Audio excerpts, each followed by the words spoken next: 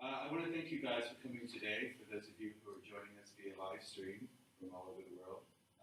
Actually, I just looked, the number is 723 people. So we really appreciate everybody for your time, support, and of course, best wishes. I'd like to take a moment to thank the Quay Arts Center. We could not have found a better place on earth to hold this event than this center. We thank you. What an honor and privilege it is to be here for the official book launch of And Now I'm Ready by Kerry O'Brien. I won't take too long, but I wanted to share a few moments today. Some of you might know that Kerry mentored under a world-renowned psychic medium a few years ago, who's actually not too far from here. Exactly 3 years ago, I took a little break from Hollywood and went to work with Lisa. If any of you know her, you know it really wasn't a break, and Bel Air was just across the 405. My first large international event with Lisa was to begin in Melbourne, Australia. Over the course of my first 6 weeks, I began to work closely with her protégés from Australia, New Zealand, Norway, and of course the US. I would soon find myself fielding questions at all hours of the day, from work, the car, even home. Lisa and Jenny, that's not a dig at you. At some point, I received a phone call from Kerry. She was probably the first student that didn't apologize for asking me a silly question, and we instantly became friends. I would learn later that her technical skills were limited to a basic iPhone and Facebook. Alas, I was already hooked. Of all the people I looked forward to meet was Kerry. It was like meeting an old friend I'd known for 50 years. At our first event, we broke for the weekend, and Lisa and I went to Sydney for a separate event. Needless to say that Kerry and I avoided the entire group and wound up staying at the hotel together. And we had a wonderful afternoon of getting to know each other. We met up for coffee, and it was filled with cappuccinos and birds in the park. It's an inside joke, I'm so sorry. And for the first time in my life, I began to see a different side of humanity, compassion, and a love for all things. It wasn't just a splendid day in the sun by the Sydney Harbour. It was a day I look back where I first experienced the beginning of a true and lasting friendship with the most precious soul I've ever met on this earth. As fate would have it, an excellent tequila buddy. In those 9 days, I would not only confirm my suspicion that she had the natural gift of being a psychic medium, but she could also hold her liquor. I really don't know how we made it to the second floor. No more than any other student in the class, she excelled far and beyond. My boss and I compared notes at the time and asked, what is she doing there? And at some point in our daily exercises, Kerry had the opportunity to read for me. To this day, it is the best reading I've ever had. We said our goodbyes, and going back to New Zealand for me on the way to Norway, Hong Kong, I remember having a laugh on the plane the day I left Melbourne and sharing with my friends back in LA. If only my online dating experiences ended this well. Wouldn't life be grand? Our friendship would grow even more as Kerry would visit me in Los Angeles, and we joked from time to time about the moment in Melbourne where my boss predicted that she and I would be working in the UK in a couple of years. Here we are. What I love most about this woman is that she uses her gift and her ability to help all living creatures. I could not have asked for a better client or friend. She doesn't like the title, but we will give her a warm welcome in a moment as the renowned international psychic medium, Kerry O'Brien.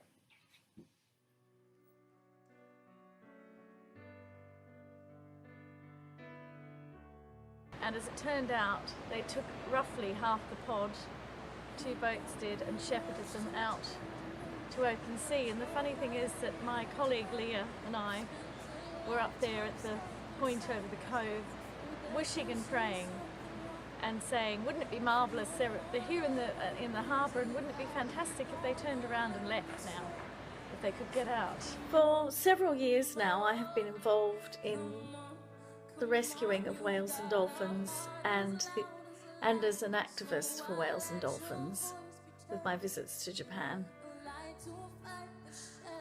and campaigning against captivity of these magnificent beings, the captive industry. And I have always had faith that we are going to get somewhere with this, that it is going to stop. It has to stop. But recently I found my faith dwindling because, quite frankly, we are not doing enough. Hello, darling. I'm going to give us some Reiki on here. We are not doing enough to save these magnificent beings. There was a book written a few years ago by Patricia Quay called Before We Leave You, and it is messages that she channeled from dolphins and whales about their demise and about the possibility of them leaving our planet, our universe. Their consciousness has made that the decision that if things don't improve for them here, they're out of here, basically. And I have not read this book because I really didn't want to believe that. But I found myself ordering it the other day, and it's arrived, and I'm waiting for a strong moment to read it because I know it to be the truth. We are not doing enough for these creatures. We are going to lose them. That is a fact. They've been beaching recently all over the world in obscure and difficult circumstances that we're arguing about why, whether governments are covering up facts or oil companies are fracking and drilling and disturbing their environment, their radar, or we are overfishing the oceans, they don't have enough to eat. Whatever the cause these creatures are arguably beaching over is, you can say it's down to us at the end of the day. We are the reason it is happening. And unless we wake up and stop whaling, stop killing them, stop putting them into concrete swimming pools,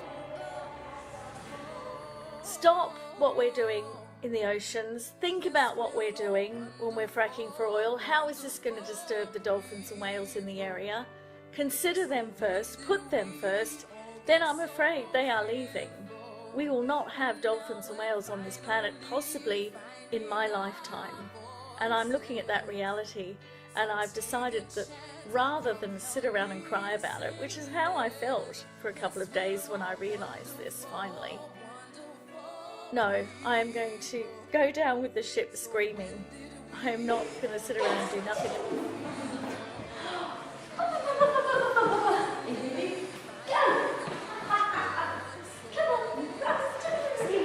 I urge all of you to please help me.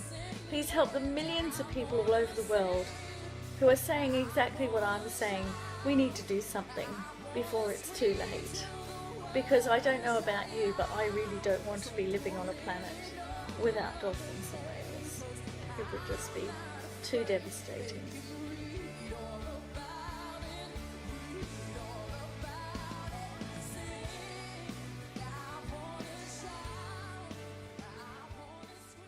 We all welcome Kerry.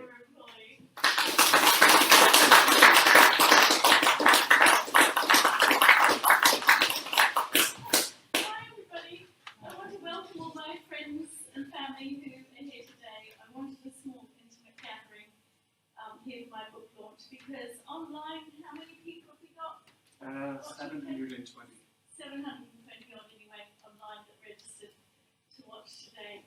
I'm going to get this out because we write things down about what we're going to say, but it's not what I want to say straight away. Those dolphins you saw in that tiny little tank there, I just want to say this because I tailor-made this video. I haven't really seen it. They were at the Taiji Whale Museum in Japan, and that tank was like the size of a fish tank in a little dark shed.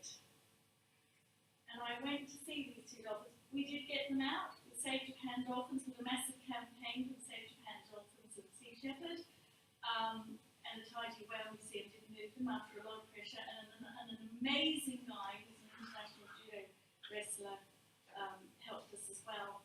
And it was just the most pathetic thing. Those dolphins were hopping around like dying goldfish, really. That's what they look like. And I went in and spent some time with them after I'd sat on the floor and bawled for 20 minutes, and gave them Reiki and just got them moving. And proved that they hadn't had it. There was still life in them. And so those beautiful dolphins, Hope and Faith, we called them, are now in an outside tank. It's not so good, but it's better than a fish tank in a little room that people had stuck them in, and that room is now shut down to give the Taiji Well Museum their credit. So just to show you that we can make a difference. We can make, sign petitions, say, look, this isn't right, we want to see things differently, and under pressure, polite pressure, people will change. Anyway, that wasn't what I was going to say, but I've said it now. So I want to say hello to all the people as well out on the live stream, all of my friends and activists around the world who help me and inspire me and do so much work. And I take my hat off to them. I'm just a drop in the ocean. There are millions of people out there doing incredible work. And I want to welcome all of you, my friends and family here and people out on live stream, to the Anthony Minghella Theatre. Now those of you around the world who don't know who Anthony Minghella was, he was an Isle of Wight lad, done good really in the film business. Is how we would say it. Anthony wrote amazing screenplays, Cold Mountain, The English Patient, won his first Academy Award, to name but a few. And I really can't believe we're in the Anthony Minghella Theatre, because when I came back to the island and I came to book this event, I didn't realise that the Quay Arts Centre had an Anthony Minghella Theatre, because Anthony Minghella actually himself inspired me to write my book. Because I met him, it must have been 15 years ago, when his mother, Mama Minghella, was on the chair, she was the chair of the NSPCC.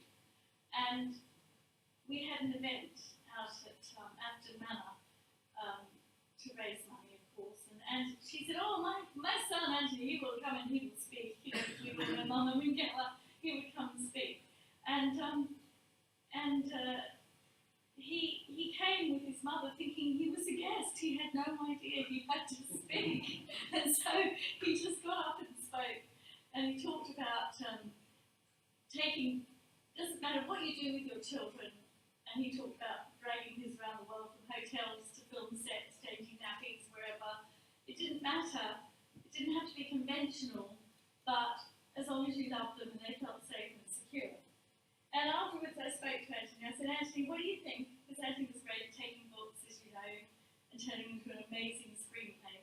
I'm writing a book. And he said, well, and I'm married to a famous artist who's dumped me. And I think it's a really good story. And he said, you write the book, Kerry, and I will make the film. So, as we know, dear Anthony's not with us anymore. He's up there with all the bright, shining stars in the sky. But for me personally, it's very special to be in his theatre today. So, why I wrote this book really was because I think, like all of us, we've all got a book in us, and we've all got extraordinary stories to tell, really, haven't we? And but I just felt driven. The early part of my life was very, very difficult. I lost my parents. I was an orphan, and I just kind of had to make and suffered a lot of abuse, like orphan children often do, which we all know about. It's all in the media all the time. And I just felt I had to make some sense of it. And if I told my story from the beginning, perhaps it could help others. I also helped a lot of women. I've written courses for women who've been abused, and actually in New Zealand had their children taken from them by the courts through drug and alcohol. And I found that by being very upfront with them about my own experience, I was able to help them turn their own lives around. My own experience of coming from nothing, but actually being able to make a difference and do something with your life. My ears also in the book, I'm sort of going through chapters a little bit here, I'm going to read a little bit to you shortly, but I won't bore you with too much of that. There is a chapter, a very poignant in my life, about nursing with patients with HIV. I was nursing at the cutting edge of HIV when young men were brought into casualty. I qualified and became an emergency department nurse at St Vincent's Hospital in Sydney. And we would have these young men brought into us who were dying in our corridors. We didn't know what was wrong with them. They were labelled with having gay cancer. And they were desperate. And of course the wards all shut down and refused to take them because they thought it was contagious. So there's quite a lot on there on the HIV epidemic and where we went from there and the extraordinary people that I worked with through that time and what I learned. I go on in another chapter to describe the depression that I've suffered from, and again I share these things to help people. Depression is in my family. We've all suffered from depression, whether it's a gene or whether it's learnt behaviour. I don't really know with us, but it can be either or both. But my struggles with depression and where that took me to. And again, you know, you can always turn these things into a positive experience. Depression can become a positive, can have a positive outcome with some help from friends, family, and the medical profession. The greatest achievement in my life, I'm going to cry, have been my 3 beautiful children, who I never thought I'd have, because I didn't have them until I was in my late 30s, and they have just been inspirational to me and have driven me to want to be a better person. And that leads me to when I left the Isle of Wight, my children were born on the Isle of Wight, to take them back to New Zealand, where my family come from. And that in itself is described in the book as 12 years of the most incredible experience. I got hugely involved with whale and dolphin rescue. So in New Zealand we have the largest amount of cetaceans that strand in the world. Now, dolphins and whales strand for very many different reasons. Currently, in the Northern Hemisphere, I feel they're stranding because of our environment. In New Zealand, there are many reasons, and it's arguable, but in New Zealand we have pilot whales that strand because of earthquakes and the land and reasons like that. And so we would have 200 whales stranded at a time, and it was all hands on deck, and I got involved in this and passionate about it. And the way I treated it, really, and I write about this in my book, was that as an emergency department triage sister, I'd just look at a beach full of whales and think, right, who's breathing, who's not breathing, where do we start? And so a lot of my time was spent in whale and dolphin rescue and activism. Then because of that, I noticed a film that came out in 2010, a documentary that Louis Pasilas wrote, and Rico Barry, who was the dolphin trainer in Flipper. Do you all remember Flipper? Well, Rick was dolphin trainer in Flipper, and trained Flipper, his name was Kathy. And they had gone to Taiji and made a documentary about Taiji because they were killing thousands of dolphins every year. They were slaughtering them, but they were mainly slaughtering them under the guise of this is for the this is because in Japan we eat whale meat, but actually underneath it all is because the whole world is craving for live, beautiful dolphins to put into tanks. So they would slaughter some, say we're eating them for whale meat, but capture a whole lot of others and train them in Taiji and send them around the world for captivity. And I watched this film. It is an Academy Award-winning film. It won Best Documentary in 2010. And it just sort of changed my life. I remember, I'd been to a few whale strandings and helped, and I was walking along the beach one day where we lived in Auckland, and all I could hear, and it became haunting, was go to Taiji, go to Taiji. And I write about this in the book. In front of me, the beach started, welcome to my world as a psychic medium, the beach started looking like whales everywhere. I could just see them in the sand, and I was fighting this, because who wants to go and watch a whole lot of beautiful dolphins being murdered day in, day out? I didn't want to, as a dolphin lover. But the push became overwhelming, and I thought, well, what can I do? So I went to Taiji, and I went 4 times for 4 years running, and I talked about this in the book, and my experience there.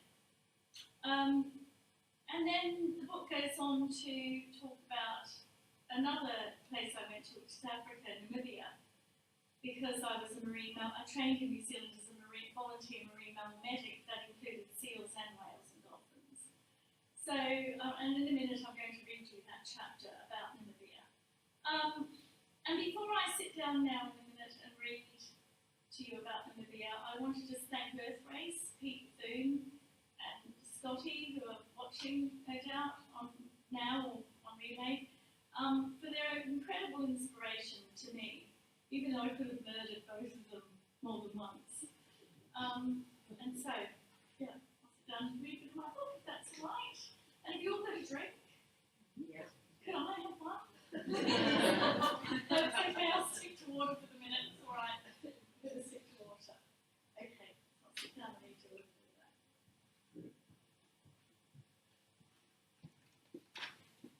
So, the background to going to Namibia is that my friend Pete Thune, I'd just come back from Tai Chi, and he rang me up, he said, Kerry, I want to come and see you. He'd just written his own book. And I said, okay, Pete, it'd be great to meet you. He'd just got out of prison. He'd been in prison in Japan because he'd been on a Sea Shepherd ship. And he had boarded this Sea Shepherd ship, from the Sea Shepherd ship, to this Japanese whaling ship, and tried to make a citizen's arrest of the captain.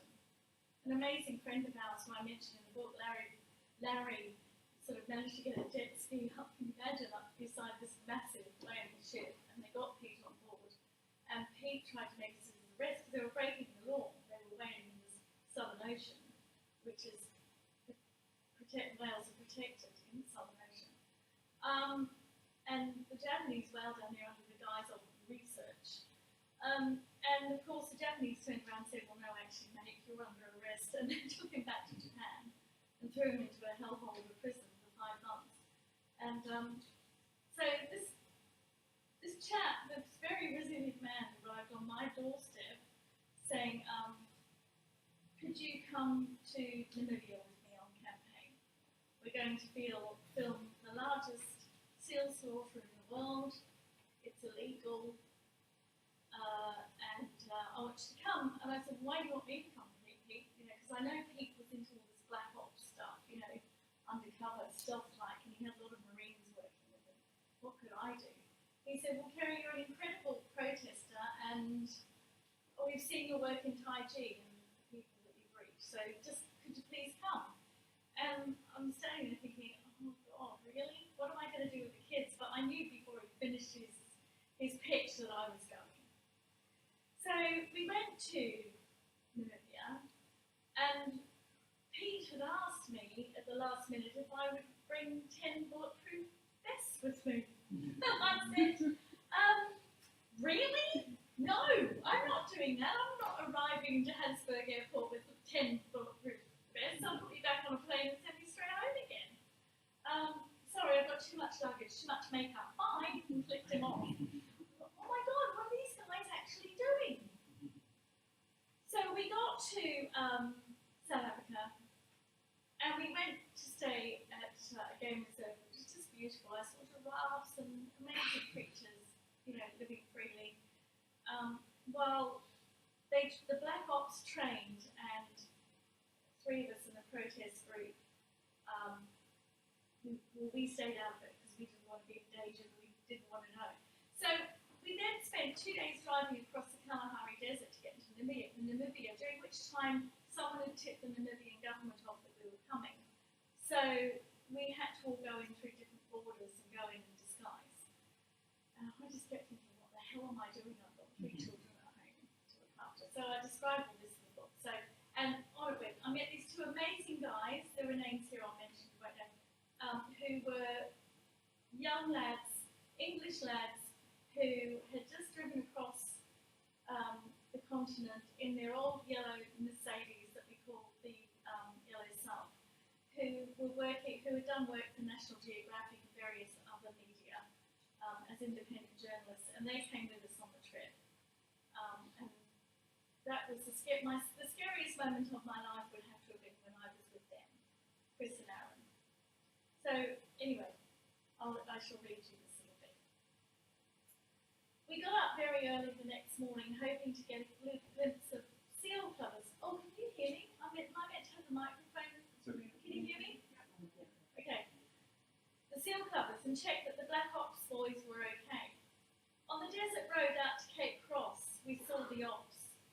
ignore them because in the distance the seal clubber's blue truck was driving towards us.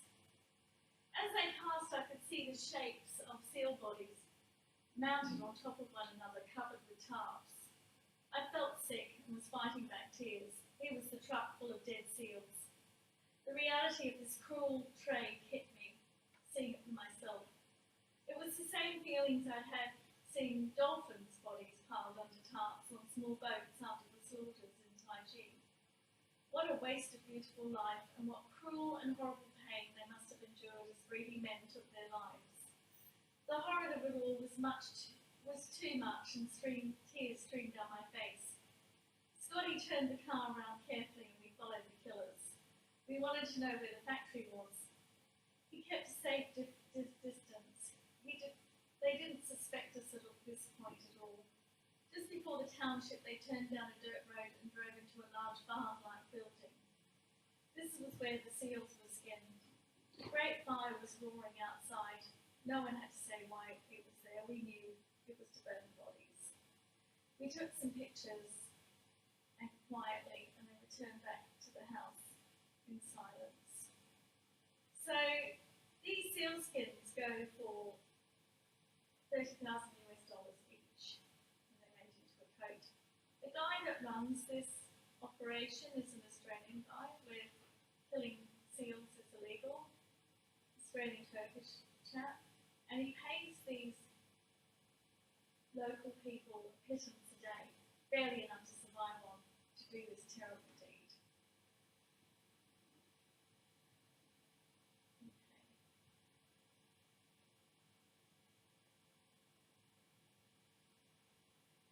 So anyway, Scotty returned after a few days meeting with the Black Ops who were down the other end of the country to say Pete and the team were in Atlas Bay planning to take an inflatable boat they brought with them from Johannesburg and to get to the Diamond Mine Beach and wait all night for the footage that they had come for.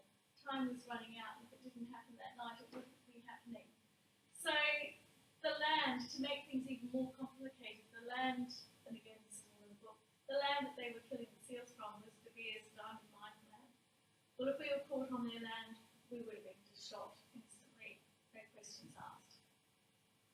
Things were becoming tense. Aaron, Chris, the two Machio guys, and I decided to drive out to Cape Cross that afternoon. The boys wanted more seal pictures. When we arrived, we saw that the army were there, about a dozen in uniform, and 3 military ships were within sight of the Cape and the seal reserve. Hell. Now what are we going to do, I thought. Well, we had to tough it out.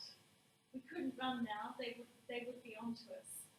We got out of the car, we took a few pictures, and then we tried to leave. The army stopped us and searched the yellow sub, and they weren't very polite about it either. They roughed us up quite a bit, and the atmosphere was menacing. They questioned us, and they gave Aaron, the driver, a really hard time. I was praying in my mind with all that I had. It wasn't clear if they were going to let us go or not. After 20 minutes of waiting, seemed like hours to me, they told us we could go. We were so relieved until we saw the seal clubber's blue truck tailing us. Aaron put his foot down. This is a long, long desert road back into town. Aaron put his foot down, and as fast as he went, they were catching up with us. Chris said maybe we should stop, but Aaron and I disagreed. I said, foot down, boys, until we get to town. We do not want to be out here alone in the desert, on the desert road with a truck full of seal clubbers. They left us. They turned off just as before we got into town. Aaron stopped the car while we all breathed a huge sigh of relief. Now that was scary. I thought we were not going to get away. It seemed like, once again, my prayers were working. We got back to town, to the house, and Scotty told us the news that was also out in the local press, that a hidden camera disguised as a rock had been found out of the Cape. In reaction to this, 3 military ships were now sitting off the Cape, and more army units were deployed to the site. Well, we knew this. We just met them all. The local paper had always also released the information of the whereabouts of our protest group and all our nationalities. A decision was made that we would all have to leave the following morning. We could not stay. Any moment now we were expecting a raid. The journalists got rid of all their evidence, and in a very sombre mood we all went to bed. The boys had all decided to join the Black Ops, and Aaron and Chris were leaving the country. They actually couldn't risk staying. I wouldn't go with the Black Ops. I didn't have the training, and I had 3 children to go home to, so I went to a hotel for 2 days in Swaziland and laid low. I was really upset at the time to be left alone and quite angry with the boys. I was with 19 men, including this camera crew, but I couldn't go. It was far too dangerous. A friend in America had sent me some news saying that the Sea Shepherd Conservation Group had also been in the area as well, trying to help the seals, and it had issued a statement saying, "It is now all but impossible to film the seal cull in Namibia. For anyone contemplating filming or protesting this slaughter, the Namibian army will have you beaten, arrested, and put into one of the most notoriously worst prisons in Africa." I hadn't seen any of the Sea Shepherd crew, but I took the warning seriously, and I knew they were right. Scotty met me the following day and told me Pete and Jack had got the evidence that they wanted and that they were leaving the country, and that we were to meet up in Johannesburg after the protest. So basically we all left the country via different routes. Friends of mine, Larry and Eleanor, picked me up, thank God, or I don't know what I would have done. And we all got out, and I don't know how we got out, but we did. So we all had agreed to meet in Johannesburg at a rap party, because this was quite a big thing. This series was made for television, and it has been on Animal Planet. So we got to the rap party in Johannesburg, and I had mixed emotions that night. We had driven for days, Larry, Eleanor and I, and it was awful. It was just awful. We had to go to the far north of Namibia and then right down through Botswana again into Africa. And I just kept thinking, any time now someone's going to come up and arrest me. So we got to the rap party at this nightclub. I had mixed emotions that night. I was still really mad about a few things that had happened, but what goes on tour stays on tour. But very relieved to see everyone was well and alive. I'd become really fond of these guys and admired their tenacity and their bravery. The great news was that Pete and Jack had got the footage of the seal cull, so we needed proof that this was happening because it was denied. They had stayed all night on the De Beers diamond mine property in camouflage and filmed only a few feet away from the covers. Jack told me, and Jack was a big Māori guy who had worked, for the Marines, had been a Marine in all terrible parts of the world. Jack told me he cried his eyes out, but it was worth doing. Pete filmed it, he had got what he'd come for, the evidence of this hideous slaughter. So the boys also managed to pull off a brief protest with press and photographs as well in Windhoek. It seems the police were not going to arrest foreign activists in their capital city outside Parliament though. They didn't hang about, they went straight to Namibia, out of Namibia after that. So what was my final role in all of this? I would ask myself. Well, I kept the boys on their toes, there were 19 of them. I also took lots of pictures of gorgeous seals to bring about awareness of what was happening here, and I prayed. Jack, my mate, and I believe that my prayers kept him and Pete safe that night. I believe it's why we all got out of there alive. All in all, Earthrace did a great job for the Namibian seals, and it is one journey I will never ever forget, and it has since been shown on American television. Well, and all around the world actually on Sky Television. So that's just a small sample of what's in the book. And then I will just now read you a few words about one of the final chapters about how I combined, one of the most difficult things I had to do was combine my job as a medium, psychic medium, which I'm passionate about, with my work as an activism. So people in the spiritual world told me I couldn't be an activist. You just got to think about love and think about helping people, and you can't be controversial. Well, I think all of you here in the theatre know me quite well, know that I don't know how to not be controversial. And so and then people in the activist world would say to me, Kerry, don't bring that spooky stuff into our arena, because it will just discredit what we're doing. So I really struggled with this, and I was either doing one thing or the other, and it just didn't sit well. And people that I respected on either side were saying this to me. And when I started writing this book, I came to the conclusion that, you know what, I can do both, and I'm going to do both. And I'm actually not going to listen to anyone else anymore. And do you know what? It's worked. So I'll read you this, a few more words from chapter 17, which is about combining mediumship with activism. I took a break from going to Tai Chi last season, 2013. The call from Spirit to take my mediumship to the next level was constant. I kept hearing my guides and getting signs that I was to be on platform. Sharing my gift with others was one thing, but standing up in front of an audience, surrendering completely to Spirit, I didn't want to do this trauma to myself. I have several friends who do this really well, and it wasn't easy, I knew that.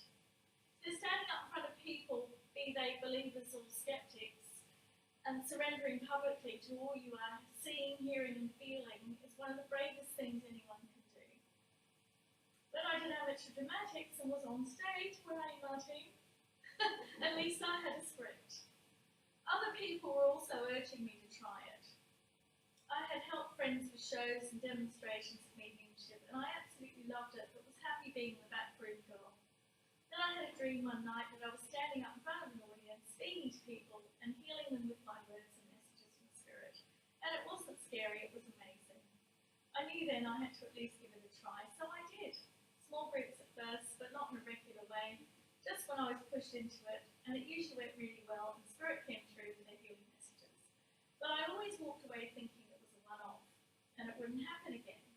And then I saw Lisa Williams, who Caleb talked about earlier, great international medium on the telling all that, friend, was inviting us to come to train with her in Australia. Wow, I thought, that's huge to have Lisa train you, help you become a platform medium. So, you see the reader, though all of us are skeptic. No, sorry, we're all skeptic, we should be. What I've written here is, though all of us are psychic, and we all are psychic, we're not all mediums. So if you're serious about honing your craft, you do need tutorials, you do need a bona fide school or person, it's a must. It teaches us to be absolutely professional and congruent with our work. It also stretches us to be the best we can be. I kept thinking about applying and almost didn't. Again, my spirit guides went on at me, go, go, go, like they did when I went to Tai Chi, and so I did. Skip a couple of pages, you can read that if you want to. So I just want to say that I have had some fabulous readings myself over the years from amazing mediums. Many messages from my mother, who died when I was 10, my father, who died when I was 2, and grandparents and from friends. One of the most amazing messages I've ever had, though, I have to say, was from a fellow student on Lisa's course in Melbourne. And she didn't know what I did, and she didn't know about my activism, because back then I was living this double life, medium activist. She didn't know about my activism for the dolphins or that I'd been to Tai Chi. So when she told me that Spirit thanked me for holding a baby dolphin as it died in the light, I couldn't quite place it. Then the message became clearer. It was, thank you for holding us in the light as we die. And it was from this baby dolphin spirit. It was actually the most incredible moment to hear this. Spirit was saying that my prayers and holding dying dolphins in the light was helping them pass peacefully, although their death was traumatic. And I'm weeping now as I write this. The evidence she gave me was profound, and for me the most beautiful gift. The dolphins know we love them as they pass, and our thoughts of love, peace and light that many of us all over the world try to impart as they are killed is felt. It really does help. I never doubt that for a single moment it is all the more reason that we should should oppose what we feel to be unjust and cruel in this world, with open minds and hearts. But we do not realise the huge impact all of us have with our thoughts, our words and our actions. Though at times it may seem meaningless or to have no impact, believe me, it does. It is noted by Spirit, that all-encompassing love that is there for all of us. It is far easier to love than it is to hate. Holding hatred in our hearts makes us sick, others censored, and the lives of communication shut down. And nobody wins. Compassion and reason is lost, and it is always the innocent who suffer, caught in the middle. There are millions of people all over the world who are making a difference, and many great conservation groups. We may not always agree with one another, but our voice and our actions are imperative for the survival of this planet. For until we've woken every man, woman and child up to the fact that this planet is a gift for us to enjoy and to share for the short amount of time that we are here, and that Mother Earth and the oceans are trying desperately to show us that there is a great and urgent need to care for and heal her, so that we can stop the downward spiral we are in, destroying all that is sacred and all that is beautiful. We are losing plant and animal species at an alarming rate. Scientists argue how many, but we know for sure it is that we have a very serious biodiversity crisis on this planet. Currently here in New Zealand, I'm part of a growing campaign to save the last 55 or so Maoris dolphins, the tiniest and cutest dolphins in the world who are near extinction, mainly due to fishing practices, and now the ever-looming threat of our ocean space seafood testing for resources such as oil. This can have a devastating effect on the environment and all oceanic life. Marine mammals will hear the blasts from many miles away, and this can cause fatalities. I ask you to be aware and do some research. Find a cause that you care about and make a difference. If we all did this, imagine the difference it would make to this beautiful planet. I did it, and I continue to do it. It is my life's passion, along with working for Spirit. Never underestimate the power you have as an individual. The more you acknowledge this, the more you feel your power grow. If we are to heal our planet, we must begin with healing ourselves. I see many activists and organisations acting out their own unresolved personal issues and bringing it into an arena where it doesn't belong. If we clean up our own act and become congruent and true, we can then listen to others and work out ways we can all work together. It really is at times all about compromise, believing there is a positive and loving force in our universe, willing to help us, and recognising our dreams and desires to help Mother Earth is for me integral. Our positive attitudes and our courage carries great weight when we engage in it with love and with the notion for the good of all. It is recognised, and a force more powerful than we know is always with us, guiding us and pushing us forward to a place of love, peace and freedom for all.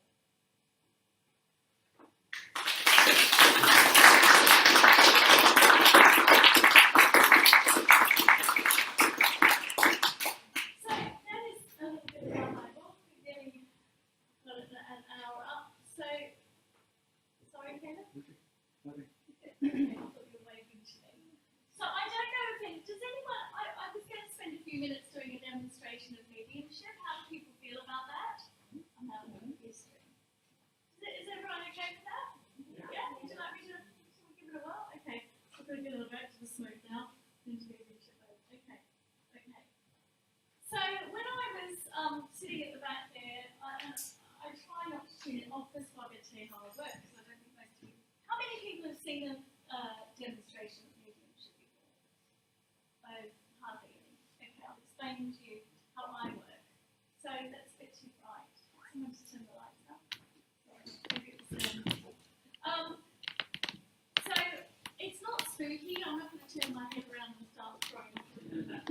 It's merely that I'm able to be a channel between our loved ones and spirit and the self there. And always their messages are always about love and peace. Never anything difficult.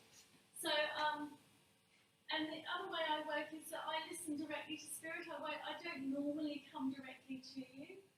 So and I also will describe what I'm seeing and feeling, and if any of it resonates with you, even if there are 2 or 3 of you, please put your hand up. And if it doesn't resonate with you, please put your hand up, because I look like a dork if you don't. I don't do that. Like, just put your hand up if it's true. And I only need yes or no or maybe sort of responses. Don't keep the meeting. Okay, but so as I tune in here now, as I'm looking around here, and I did feel her before. I feel the presence of a lady, and her name is Mary. Okay, I want to say Mary, and I feel like Mary has a sort of motherly feel about her. I feel a motherly, grandmotherly feel about her, and I feel, often the other thing I meant to say to you is that when spirit comes through, it can be for someone that you know. Okay, so keep your minds open. It may not be directly for you, but I feel that this Mary is directly for someone here. Does someone here have a Mary in spirit, please? Who directly? Yes. Oh. And I get a motherly, grandmotherly feeling about this lady, is that right? Okay. And when I say, okay, so I'm feeling very motherly actually here. Would that be correct? Okay. So, because I feel closer than grandma, okay? I'm not being so grandma. Okay. So what Mary wants to say, what do you want to say? I feel very lively with this lady. I feel like I'm very aware of what's going around me as her energy blends in with mine. Can you take this? A lady who's very aware of what's going around her in her life. And I also feel that I have experience of travelling. Okay, can you take this? Yes, you can. Okay. I have experience of travelling. I travel quite a lot. And I actually feel like I'm quite excited about my life as a young woman. Can you take that? Do you know? Okay. I'm quite excited about my life. Okay. I have to say I do know Marion, but I don't know a lot about you. But I don't know who this. I don't know this name, Mary. Okay, but I do feel quite excited, so I'll stay with her in my life. Okay. I do see for this lady 2 great loves for her. All right. I want to say there are 2. I don't know if you know about them, but there were 2 that she had. Is this your mother, Marion? It is your mother. Okay, thank you. Because I'm feeling motherly. But there were 2 men that she loved. Okay, I want to acknowledge how much I love my daughter, how proud I am of my daughter, please. Okay, for this lady.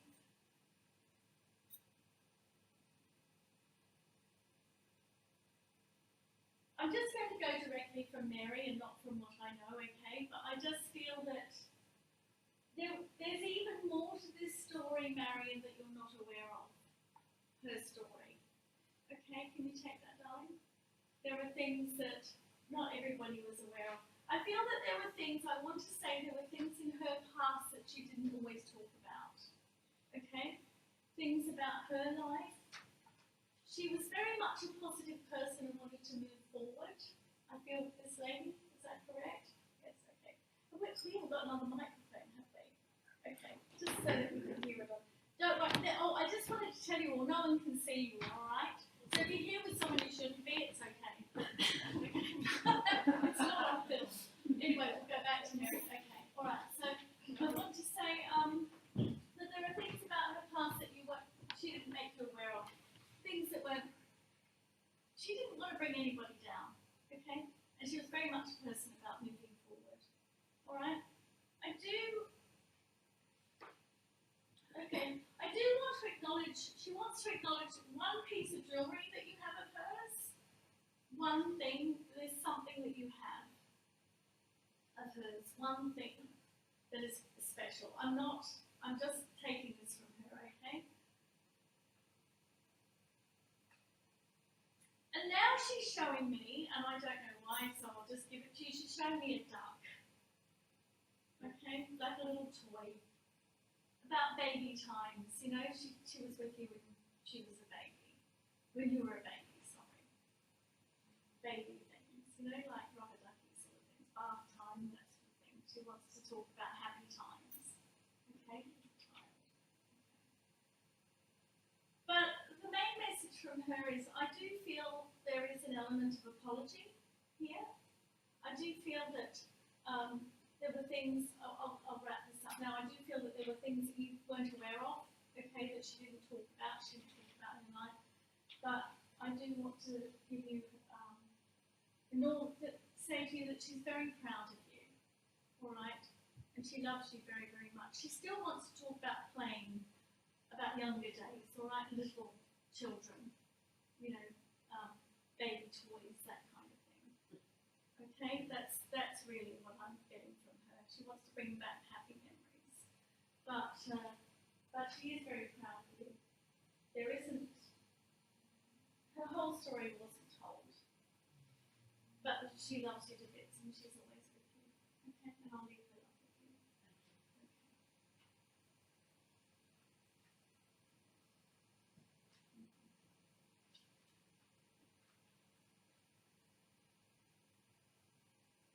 Okay, so as I stand here, there's a man now stepping forward, and I get a grandfatherly feeling about this man, and I feel like this man wore, at one stage in his life, he wore a uniform, this man.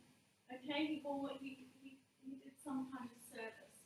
And I do get the feeling that I want to say a daughter or granddaughter is here with us today, from this man. And I do feel that he lived here as well. Can anyone take this? I do feel that he did live on the Isle of Wight. And for a time he did wear a uniform. In a grandfatherly way, I want to say, rather than fatherly. Do you understand this, my love? Okay. Alright. And I want to acknowledge now some girls, okay? I want to acknowledge daughters in the family. Yes, you can acknowledge that. Okay, we're not doing the microphone thing. So if you just speak up so that people know I'm not talking to thin air. Thank you. No, I want to acknowledge daughters in the family. I do. And I want to say with this man, I like this man as his energy comes closer. I feel that he was very gentle in himself and in his mannerisms, but he did his duty. I want to say that. Quiet, gentle, softly spoken, very compassionate man. Quite happy to give his girls a hug, I want to say. That's how I would describe this man. Okay, thank you. Okay, very much a family man. And I want to say my wife as well. Okay, he wants to acknowledge his wife, who has passed. I feel she's with him. I want to say that I want to acknowledge my wife and that I had a happy marriage. Okay, thank you. For many years. Okay, he just want to acknowledge her. And I sort of feel that she was a bit littler than he was as well, because she's standing sort of to one side of him and she's little than he is. Okay, thank you. Okay. I also want to acknowledge there a grandson in the family, please. Yes. A grandson. And I also want to say I'm very proud of this boy. Okay, he's some kind of achievement or something about him that this man likes. Okay, I want to acknowledge this, please. You can take that? Yes. Good. Okay, thank you. Okay. Yes. Very proud of him, yes. And the girls, sparkling his eye. And I also want to say when this man was here, I can see some land around him. Well, he lived where there was land around him. Okay, open space. Sorry, darling? But I feel like he enjoyed open spaces. He loved going out on his walks, and he enjoyed that. And I feel like I lived a very simple life with this man. You know, quite simple and a good life. Okay, I want to acknowledge now, without getting too personal, that you've had your own heartbreaks. Okay, recently. Okay. And I also want to acknowledge for him again, without getting too personal, that it's almost like he wants to say that you're a very gentle, gorgeous soul, that nobody's really quite good enough for you, is how he feels. I know that's probably how our fathers all feel, but I want to say that to you. Can you accept that? So he wants to bring you a lot of love, and he's saying to me that you're learning a lot about self-love. Okay, recently because of this experience. Yes, I want to say that. Thank you. So it's okay. He's watched all this, and he's watched your heartbreak. Okay, with this experience with this man. And he wants to bring you flowers and say, but I love you with all my heart, and you know that, and you are learning to love yourself with all your heart. And this time for you is about that, okay? Your own self-development and learning about your own self-love. He wants to say that to you. And that, you know, that is the truest. This man is very altruistic, isn't he? I feel like he was quite wise. He understood these things. And that is the truest form of love he wants to say to you. And he knows that he's saying that you will come through this with self-love, and there will be other relationships, other people in your life further down the line. Absolutely. But this is the greatest part of your journey now. And he's with you all the way. So I'll leave his love with you. Okay? Alright. So, has anyone got any questions? That's the mediumship. I think we've done our hour on Ustream, haven't we? Okay. Yes. Sorry, I can't see anybody, all the lights have turned down there. Has anyone got any questions? Can I ask a question? Anything? Yes, Tony. Who do you pray to? You actually talk in your book about praying. I was brought up a really strict Catholic, and so God. But to me, God is the universal love and energy of the universe. I sort of pray to Mother God, Father God. You know, I just feel there is a higher presence. There is love, but I don't see God anymore as that man with the beard and checklist, you know, telling you when you've been good or bad. And I also truly believe that we are greater beings than we know we are, and we all have that spark of God within us. So we all have that potential. We are all part of God. We are all part of that great, loving universe. When you're working as a medium, do you ever have any negative experiences, and how do you deal with that? I don't anymore, Martine, but before I learned to protect myself, I had a major lesson, and I talk about it in the book, when I got very depressed, and I learned very, very acutely that when your thoughts are low, you attract lower energies. You know that cycle that we've all seen people get into where awful things happen and they just keep happening. It's like we create it for ourselves. So I find that by thinking positively, surrounding myself in light, and I've also got to know the team of people in spirit who work with me. I don't go there anymore. It doesn't happen. Just isn't my experience. Because I've made up my mind that it isn't. It doesn't happen anymore. I'm actually, as I'm standing here talking to you, I'm just aware of a young boy coming in now, in spirit. Well, I would say a young man. Okay, and I feel like he's young and he passed before his time. And I want to say it's some kind of accident. And I want to say car accident. Does anyone have and I feel like it's a relative here. Does anyone have a relative in spirit who passed in an accident? Again, I don't like going directly to people. I just want to ask that question. My own father actually died in a car accident. He was only 23, but I'm feeling really quite strongly that somebody's here and he passed. And I also want to say that there are other young men in the car with him. Kerry, that's fine. Oh, is it? Okay, all right. I'll give you a reading later. No one else can take it? Sometimes few people. Is that yours, Caleb? Okay, so I just want to acknowledge this soul then. Yeah. All right, who wants to just come through? I feel like a few chaps were in the car. Yeah. This person, okay, all right, I'll leave it because I know you so well. We won't go there. Okay, all right. Okay.